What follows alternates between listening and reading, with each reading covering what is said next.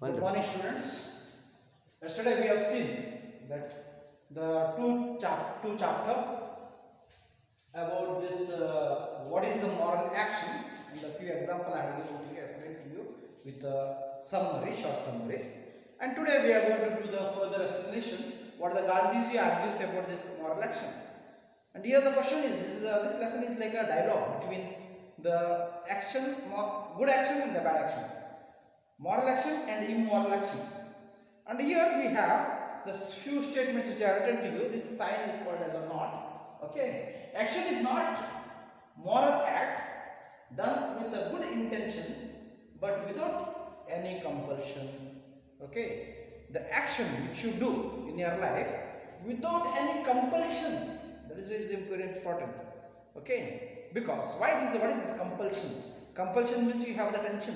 Okay, mummy will shout at you if you don't get up early. Okay, or you may go to reach to the class little late, and this is how we have, there is a compulsion, there is a force behind of our head that we are afraid of, and we get up early. Here he gives us a few examples. The daily life of our this, he gives us example. He quotes from the personal life. Rising early out of the fear of that he might be late for the office or lose his job.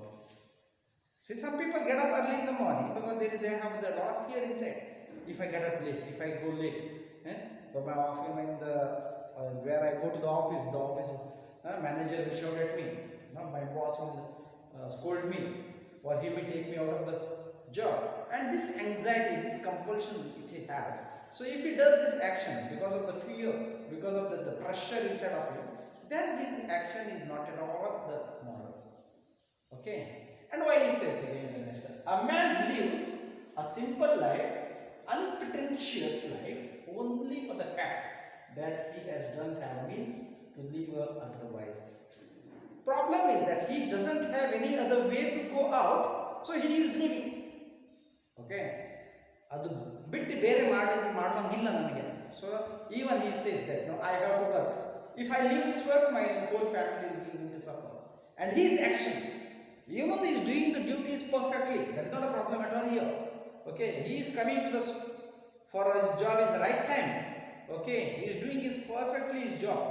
But yes, if I give up this job, I don't have the other opportunity, so that let me go on to this job sincerely with this intention also. He says this is the immoral act.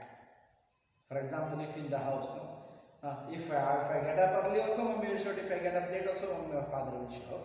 Okay, if I go do the work also, mommy will shout. There's no other way to go around. I have to live in this house, so I am living.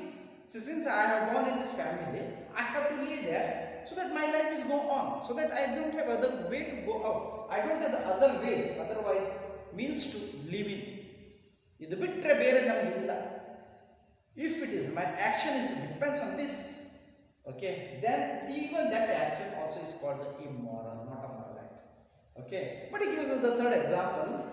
If but wealthiest person, rich man, okay, lives as a simple living style because he thinks and he sees surround him there are some people are in need and they have a misery to support them, their needs and their misery to bring them out of that misery. If he lives as a simple life, then his action, what the action he does, that action is called as a moral act.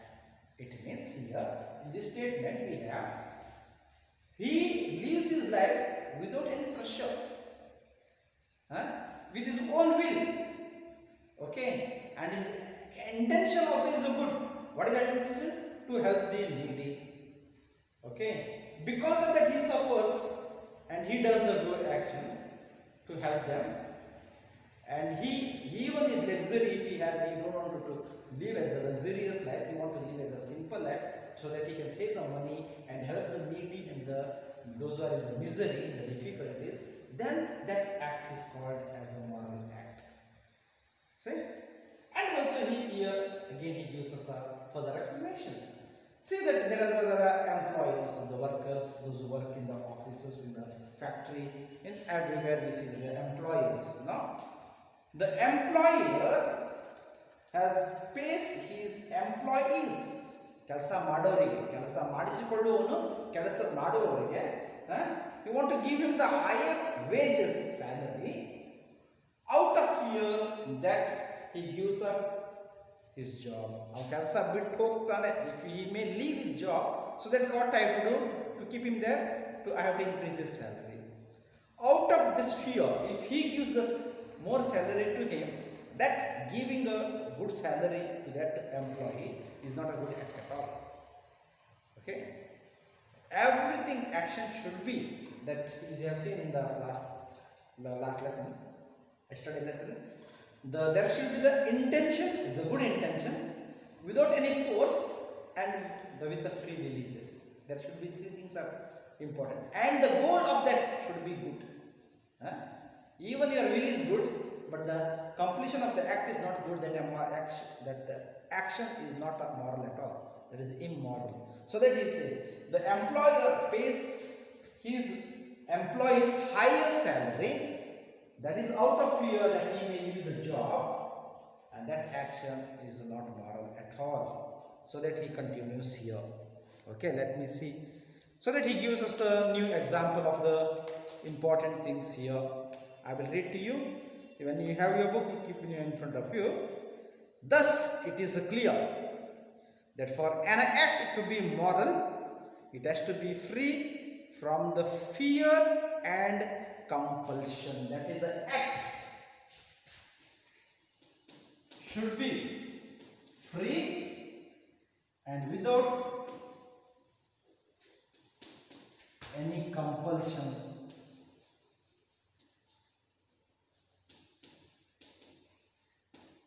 There should be any force. There should be free, but without any force, without any pressure, without any tension. Okay, so he says, the writer again cites the example of King Richard II, and the great King Richard II was the great king of England, okay, who granted the revolting peasants the rights only to quell the revolt and pacify them, and later forcibly got to the letters back. For the timing to calm the situation, he gives them the freedom by the letter, and later he takes out this letter, and this is called the cunning idea of the Richard II, the king of England. Okay, Gandhiji retrains his idea and says that his act of a King Richard II cannot be considered as a moral act. Okay, when this idea, because of his own good, for the temporary to solve the problem, if he sends the letter to calm the situation, then it is his action also is not a good action. Further, Gandhiji states here that a moral act, beside being free from fear or a compulsion, should have no self-interest. And again, the Gandhiji quotes here, even there is a free action without any compulsion, not enough. Okay, not enough. What is required again further? Here we require any self-interest.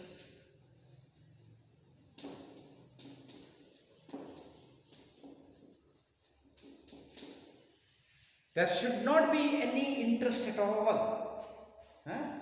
There should not be any self-interest. So that this is,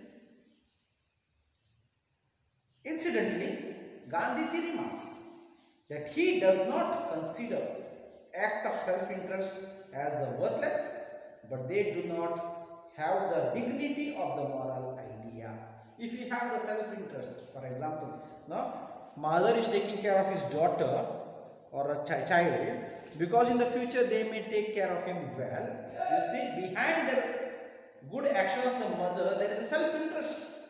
When they grow up, they may take care of him very well, so that if they say if their action should be very well. Okay.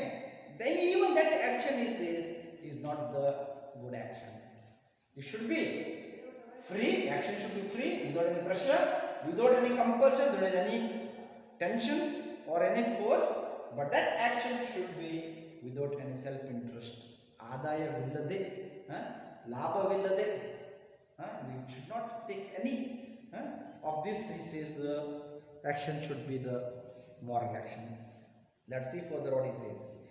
In the same context, Gandhiji says that honesty practiced in the belief that it is the best policy cannot endure for a long.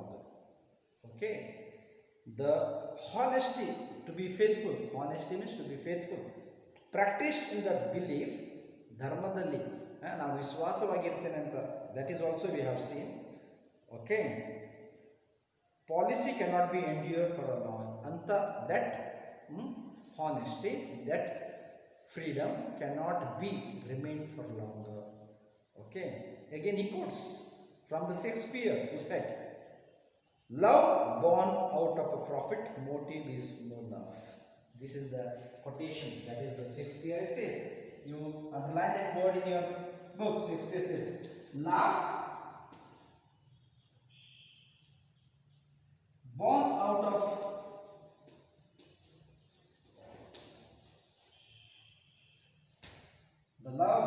born out of the profit motive, born out of the profit motive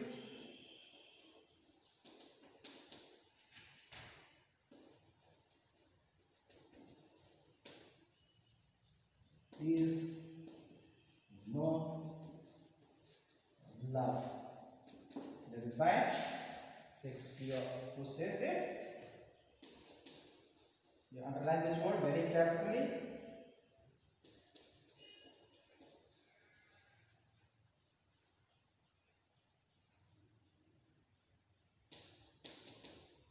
Okay, these are very important words. So, because what is this? You require a little more explanation here. We say that no, we love somebody, but if there is something out of a profit. So let me ask you, there is a self-interest. Okay, in the future I have a profit. Even we say that no, husband and wife love so much. If they have that profit of each other, then even this love is called not a love. I love God because I get something. Bargaining. Loving God also became a business. Okay, sometimes we do that, no? I offer so things. Every day I come to you, to your temple. You make me to pass in my exam. See, there is a profit behind that our love or our moral act. Then that action is not a good action. So that love is not a love at all, he says. Let me continue further. To support his point, Gandhi concludes at last his reflection on the moral act. Okay, we have stopped here. We'll see now what the Gandhiji concludes with the idea. Gandhiji concludes his reflection on the moral act, stating that an action done for a consideration of a comfort and the personal happiness is another world is also non-moral. He says here, the action is consideration of a comfort, of his own comfort. I have to be good. My comfort, my satisfaction is very important when I do the action. Then he says, or his own happiness, depends on his own happiness. If I do that, I'll be happy. If I do this, I'll be happy. Other not, I will be sad. If in this intention, if you do the action also, then that is a non-moral action, he says. Okay. He retrains his idea of what is moral action and says that action is moral which is done only for the sake of doing good, he says. The action is done only for the sake of good. Here there is no self-interest at all. What What the other people think of what they think my action. Doesn't matter for him. What the other people like it or no, which I act like this. It doesn't matter to him. Only he knows that if I do this action, the ultimate end should be the good. Okay, sick, because I know if I help the poor, I know that he is going to sustain from his life of the poverty, and then my action is good. Otherwise, I think sometimes we think, no, we give to the beggar some money, okay, and my action is good, giving the money to the poor beggar. Oh, in the evening that beggar goes and drinks. It is not my action at all. It is not my way of thinking at all. Okay, he may do whatever it is. My intention, because I have seen him in the difficulty, in the misery, he came to beg money. I give him, because knowing that he will do it for the use it for good, then my action is good, he says. So that he says here, only for the sake of good. If you do your action, that is good. Okay. So here he quotes two people here. One is Saint Francis Xavier, who is the patron of Goa. He is originally from Spain. He was a Christian missionary. All the way he traveled from the Spain to Goa on the ship. Olden days there was not even the proper ships, there was a boating. Actually there were many have traveled to come to Goa. On the way many have died. He survived to reach to Goa. And when he reached to Goa, he has started preaching Jesus Christ. He says here, no, I pray, Jesus Christ, he says here, the Saint Francis Xavier, he quotes Gandhi, he says, okay, remarks that Saint Francis Xavier passionately prayed, eagerly, passionately prayed that his mind might always remain pure. Continuously was Saint Francis Xavier was praying, saying that his mind may be pure, because whomever I meet, I may not judge them. Okay, so that is, there is, if you go to Goa, when the fathers, he was one of the father, okay, who says like a pujaris in the temple. He was in the church as a priest. When he was saying the mass, he was wearing this golden dress, that his dress is burnt off from the heart side. And he says there is a fire for Jesus Christ that burns even the dress of this, because there is a love for God inside of him. So that he says he has the urge to pray, not just because to pray, but to keep this mind pure. So the second he says, the second he quotes here, for him, devotion to God was not for enjoying the pleasure and the privilege of a heaven. So that I pray every day so that I may reach heaven. Not because of that. Because he prays so that his mind may be pure, so that he may not be judged. And the second one, Gandhi expresses here in the Saint Teresa of Calcutta. You know, she is a very saintly woman. She was a nun. She is the follower of Jesus Christ again. And here he says, no? And when you know the story of the Saint Teresa, when she was in Calcutta, when she goes for the begging for the orphan people to look after, and one day she reaches to in front of the shop, was a millionaire, the shop owner giving him the asking this Saint Teresa of Calcutta, asking the begging in front of him to help something for the poor people, and she raises hand like this in front of it. Okay, what this man does is spits, he does, and puts the spit in his hand, and the Mother Teresa takes a glass and raises one more hand in front of him and says, and this man gets shocked. No? I have spitted in his hand. Even that she puts one more hand, and he asks her, why? I spitted in your hand and you put one more hand. And she says, my Saint Teresa Calcutta says, this is for me. Give something for my children. And there this man changed his mind and he says, I will come to see what you are going to do.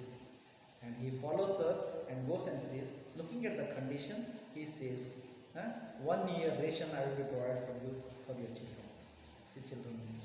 Student, this is how this saintly people have worked. And because of that he says, no, Saint Teresa always used to say, one hand there is a torch and one hand there is a water. And the Gandhi says here, very clear, I read to you.